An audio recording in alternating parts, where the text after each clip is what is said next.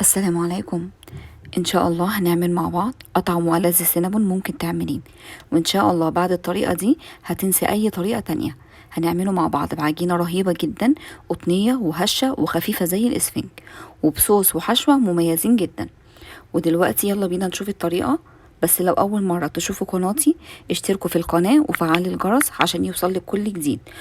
ولو عجبك الفيديو اعملي لايك وكومنت تشجيع ليا. ودلوقتي يلا نبدأ. بسم الله والصلاة والسلام على رسول الله، ولا حول ولا قوة إلا بالله. لتحضير العجينة أنا استخدمت 750 جرام من الدقيق جميع الاستخدامات، وحطيت عليه رشة ملح ونص كوباية من السكر الحبيبات، ومعايا 3 معالق كبيرة من اللبن البودر، ومعلقة كبيرة من الخميرة الفورية، ومعلقة كبيرة من البيكنج باودر. بس كده دي المقادير الجافة. هنقلبها كويس قوي قوي لحد ما تمتزج كل المكونات مع بعض.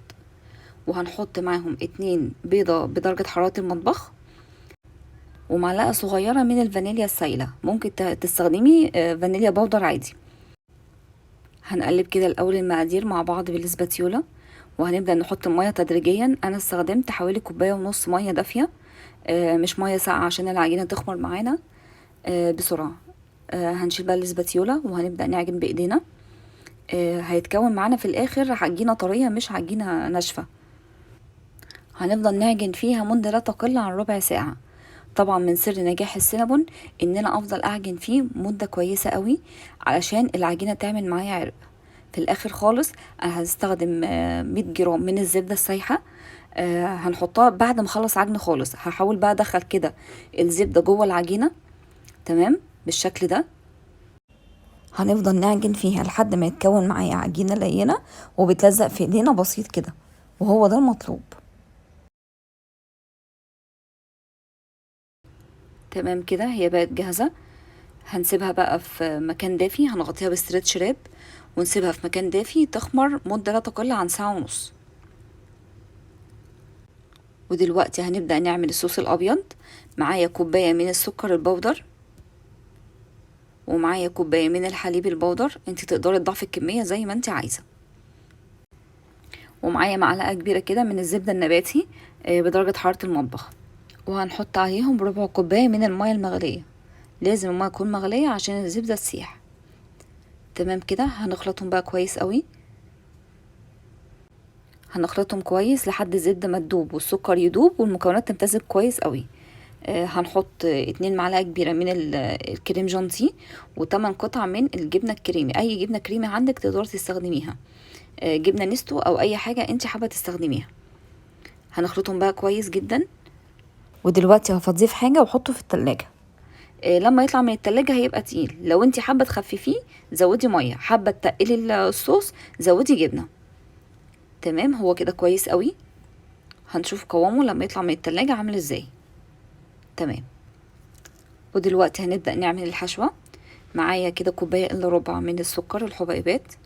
هنحط عليها ربع كوباية كاكاو خام، وربع كوباية قرفة ناعمة.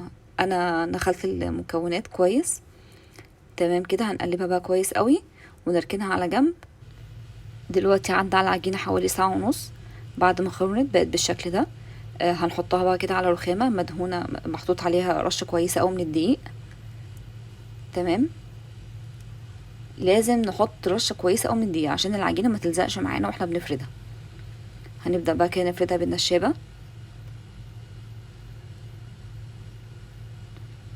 يعني حاولي ما تخليش العجينة رقيقة قوي، يعني خلي فيها سمك معقول، يعني حوالي نص سنتي مثلا. بنحاول نفردها كده على شكل مستطيل عشان لما اجي الفها رول يبقى الرول مظبوط معايا. تمام هي عامله زي الاستك كده بس هتتفرد معانا كويس، ما تقلقش من حاجه يعني. هي العجينه ما شاء الله طريه جدا وخمرت كويس قوي. لازم من سر من اسرار نجاح السينابون انك تعجنيه كويس قوي وتسيبيه يخمر كويس قوي قوي. هتلاقي العجينه هشه معاكي وقطنيه وجميله جدا.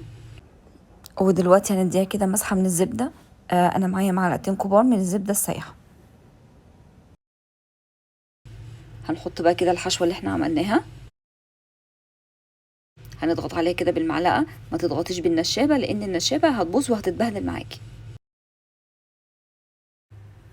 الطرف الاخراني بقى انا ما حطيتش عليه زبدة ولا حاجة، عشان هدهنه كده بمسحة مية علشان العجينة تلزق وما تفكش معانا واحنا وهي في الفرن.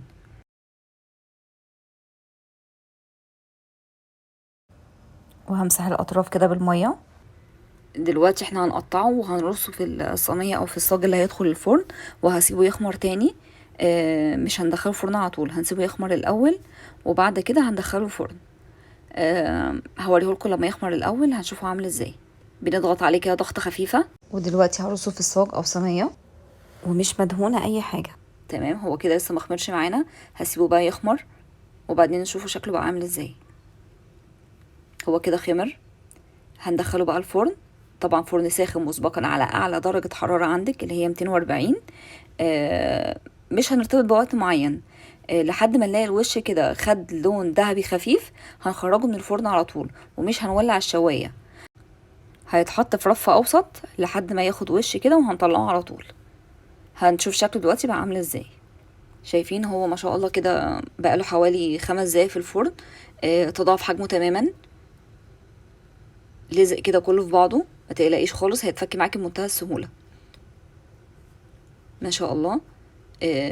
شكله حلو قوي. هنشوف بقى لما ياخد وش كده بعد كمان حوالي 10 دقايق. هو قعد في الفرن بالظبط حوالي تلت ساعة. هو ده الوش اللي احنا عاوزينه، يعني انا مش عايزة اكتر من كده.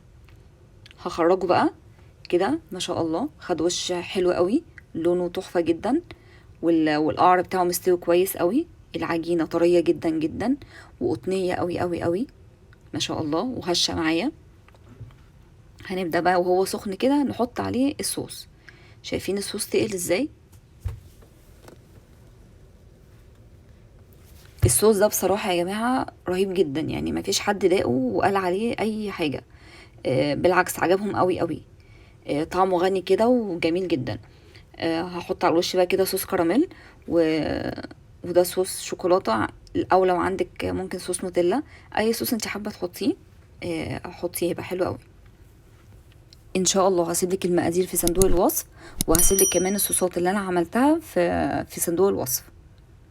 هندوق بقى كده مع بعض. طعمه جميل جدا والصوص طعمه غني قوي. اتمنى بجد تجربوا السينابون بالطريقه دي، هيعجبكم جدا وهتقولي وداعا للسينابون الجاهز. مش هيعجبك طعمه خالص، غير طبعا سعره اللي هو القطعه بمبلغ وقدره. عملناه مع بعض بمقادير الى حد ما بسيطه، ومش هتكلفنا حاجه. يعني ممكن التكلفه كلها بسعر قطعتين من ده. بجد يعني الحاجه ما تعمليها في بيتك احسن وافضل وارخص من بره بكتير، وحقيقي اطعم من اللي هتشتريه. كده دي كل الكمية اللي احنا عملناها مع بعض. ما شاء الله هو عمل كمية حلوة قوي. اتمنى تكون عجبتكم. السلام عليكم ورحمة الله وبركاته.